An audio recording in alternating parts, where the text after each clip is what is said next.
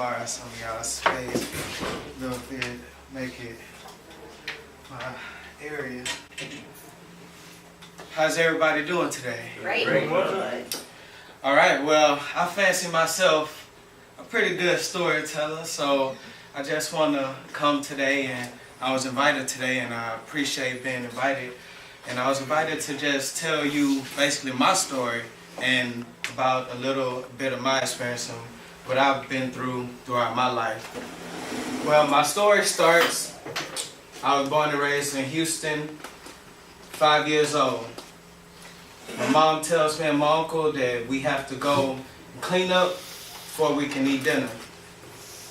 My mom is one of the best cooks that I know. I love my mom's cooking, and I love to eat. Don't let the body fool you. On the inside, it's a lie. I'm bigger than this room. But you'll never know that by looking at me.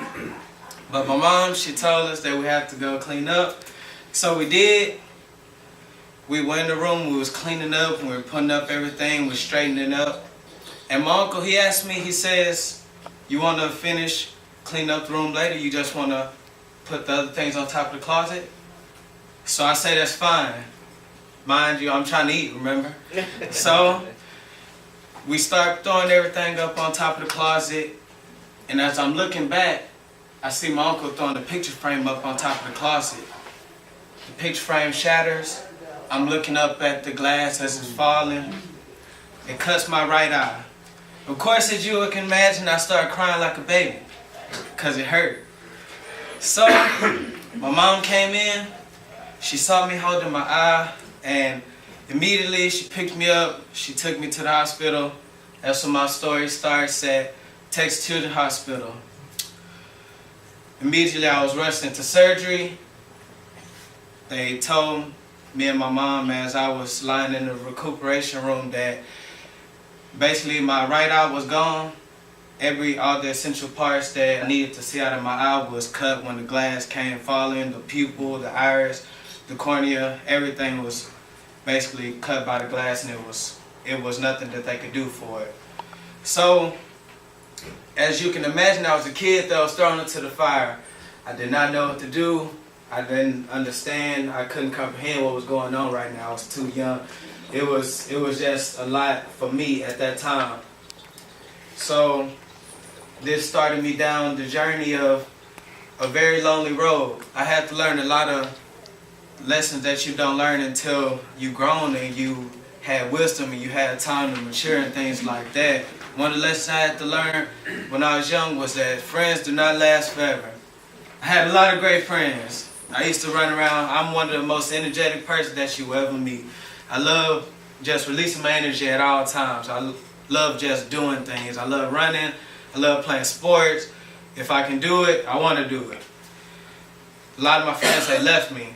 They didn't feel like I could do what they could do anymore. They felt like they was going to have to hold my hand when we went and we played sports.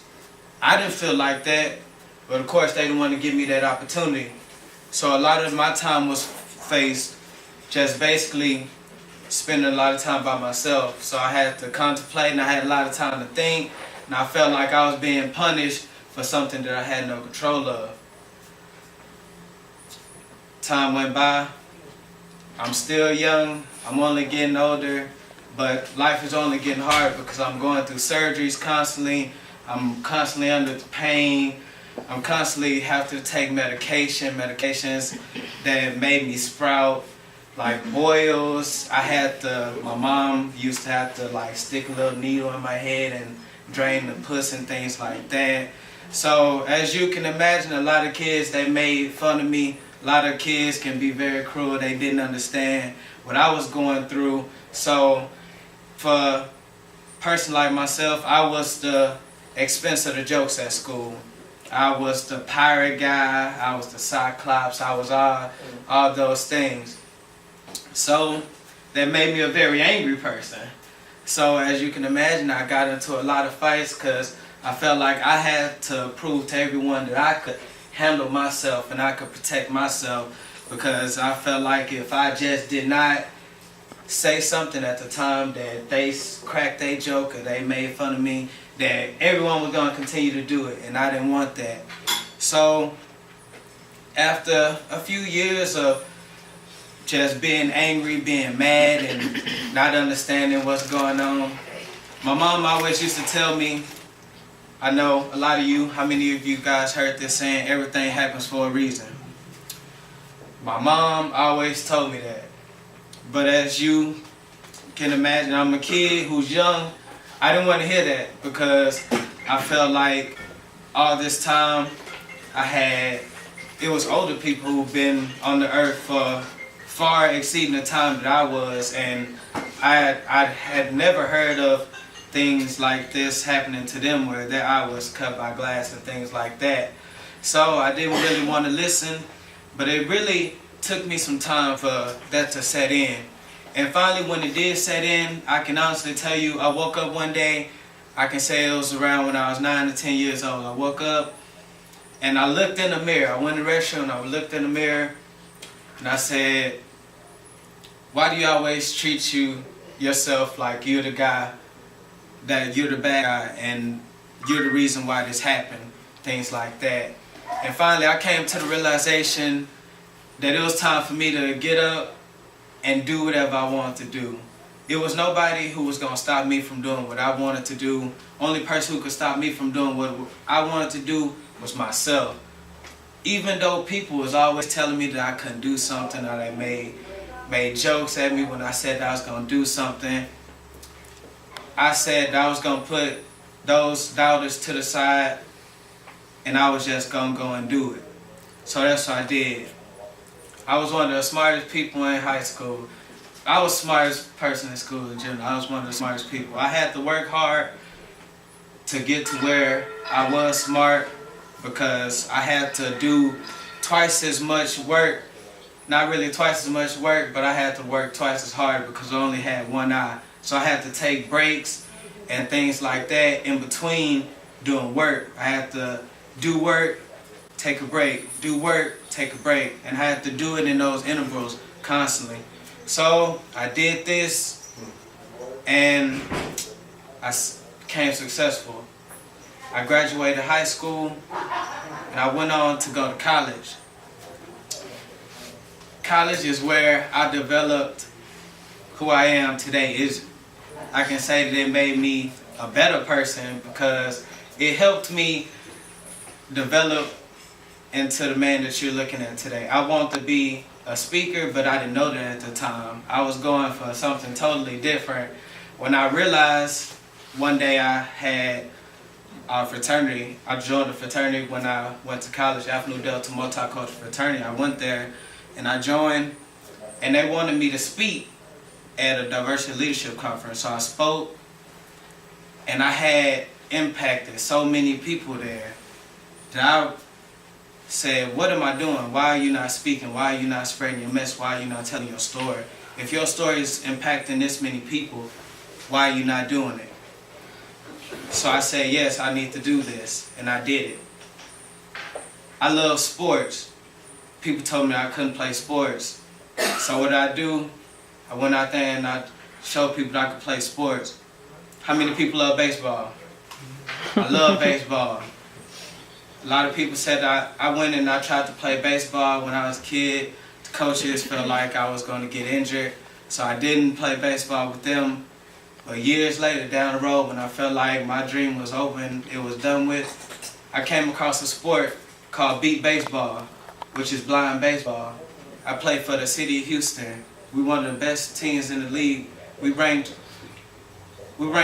third. We finished third this year behind 24 teams. So that's a great accomplishment. I love to run track. I love to run. So I'm training for the Paralympics in Brazil. Anything and everything can be done through strong will and determination. I had 45 plus surgeries before I'm even 25. I've been through it all. I had my back against the wall, and I'm still young, but I'm pushing it back even now. 19 years I've been going through my disability. In 19 years, I've been beating it. So if there's anything that I know and anything that I can tell you, is that you can do anything that you want to do. Because at the end of the day, nobody can tell you what you can do except for yourself. Because the only one who knows your limits is yourself. And for a short amount of time, I was allowing people to affect me, but I got over that little time that I had. And I know for people who, for a long time, they was thinking or they was feeling that they could do something or they couldn't do something, you can do whatever you want to do. Thank you. Thank you.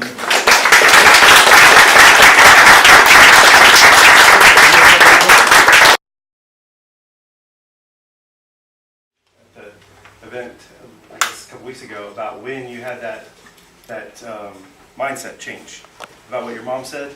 That was when I was, like I said, I woke up one day and I went to the bathroom, and when you look at yourself in the mirror and you come to the realization that what could you done to change that moment? What could I have done when that glass was falling? And the answer to that question is nothing. So why am I constantly hurting myself, making myself feel less than I am because it's something that I had no control of? And for someone to come and they feel like they could just make fun of me, and when they have no idea what I'm going through, what control do I have over that? So this only made me develop thicker skin, and till today, somebody will really have to you would just have to just really do something just awful and just horrible just to make me lose my cool. Where back in, when I was young, it didn't matter what you said. Oh, you say my eye look weird? Oh, wow, I'm mad. I don't even care. Oh, you asking why it's gray? I'm mad. Like, it's nothing that I could have done about that. Like now, today, I have my prosthetic. I removed my freshman year of college when I got there. But she did a great job on it. But it's nothing that I could have done in that situation. So that was the time that I really just came to the realization that just do what I have to do to become successful. What did your mom tell you? Everything happens for a reason. Yeah. Everything does. He's got a question there, Russell. Good morning. When are you going to start selling real estate? Real estate? That's interesting. I never even just been in an environment like this. This is my first time giving a speech in this type of environment. I've been speaking for like 3 years, but this I love y'all. I love y'all community. I'm a sociology person at heart, and I love just seeing different interaction environments like that. So hey, I feel like I had the sweetest setup that it is right here. Y'all got y'all community, y'all family, as y'all call it. Everybody needs family, everybody needs friends. Like I have when I felt like I lost my friends and I felt like nobody could do anything for me, nobody could help me, I had to come to college to come to that realization that you need somebody to help you get to where you're going. Everybody says that I don't need anybody to help me get to where I'm going. The answer, you say that, but it's not true, because everybody needs help. I need my girlfriend. She's my #1 camera lady. She helps me. We started our own business together. We call it Visions to Reality. You have to see your vision. You have to recognize what your vision is, and you have to turn it into a reality. Visions to reality. And everything that you dream, every goal that you even think of, that's a vision. And it always could be a reality. Just the fact that you're thinking about it, you can do it. Nothing will be put in your mind, nothing will come across your mind if it's out of your reach. Just the fact that you can think about it, you can do it. So I always say remember that too. One thing you shared with us a few weeks ago was just your faith going into it, and Keller Williams is a Christian-based company. Tell us a little about how that influenced what you went through. My faith held very strong in what I was doing, because I'm a Christian. I'm very Christian oriented. My family, my mom always took us to church and everything. Of course, I always had to look to God. I always questioned for a long time, wondering why everything that I was going through happened to me. And for a long time, I did question that. And I can say once I had that epiphany, once I looked at myself in the mirror, there was no more reason to question him. There was no more reason to ask why it happened to me. It was honestly right in front of my face. You already know why it was happening to you. It's standing right here in front of you today is why it happened to you. Just because I'm able to spread this message that God told me to come and speak to you today, that's why it happened to me. Just the fact that I'm here, I always tell myself every time I come up in front of the audience, I can't even fathom, I can't even remember what it feels like to see out of my right eye anymore. I can't imagine, I can't fathom what it would be like if I wasn't visually impaired right now. Because it's been so long and I'm so accustomed to what God has put on my shoulders for me to carry. A long time ago, I used to be walking to the floor, but now I can walk straight up and just go because I don't let my disability weigh me down anymore. I just walk up straight because at heart, people always try to make me feel like I was something lesser than what I really am, but I'm just like any other normal person, just with a few different variations to me, you know? So my faith is very strong in what I believe in, and it made me also the person that I am. Great. Thank you. Any other questions or anything like that? Allison? Where did you go to college? Sam Houston State University. Ah, great. Great. Well, thank you so much for coming and sharing your story this morning. Thank you. Really appreciate it.